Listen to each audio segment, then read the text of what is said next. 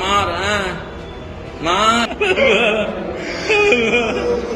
কক্সবাজারের উখিয়ার কুতুপালং এলাকায় এক যুবক জিমে চুরির চেষ্টা করে ধরা পড়লে অদ্ভুত এক অভিজ্ঞতার মুখোমুখি হন। প্রচলিত নিয়মের বাইরে গিয়ে ওই যুবককে শাস্তি হিসেবে করানো হয় ব্যায়াম। এই ঘটনা সামাজিক মাধ্যমে ছড়িয়ে পড়লে সৃষ্টি হয় হাস্যরসের। ঘটনাটি ঘটে বখতিয়ার মার্কেটের ৩য় তলায় অবস্থিত পাওয়ার জিম সেন্টারে। ২৭ জুন দুপুরে জুমার নামাজের সময় জিম বন্ধ থাকাকালে এক যুবক তালা ভেঙে ভেতরে প্রবেশ করে আইপিএস, ব্যাটারি ও বিভিন্ন সরঞ্জাম নিয়ে যান। সিসিটিভি ফুটেজ দেখে বিষয়টি নিশ্চিত হন মালিক। ৯ জুলাই জিমের সদস্যরা কুতুপালং বাজারে ওই যুবককে শনাক্ত করে জিমে নিয়ে আসেন।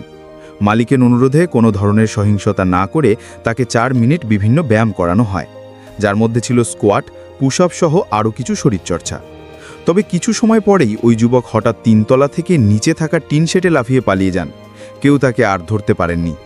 জিম মালিক জানান, যুবকটি নিজেই স্বীকার করেন তিনি নিয়মিত মাদক সেবনের কারণে এমন কাজ করেছেন।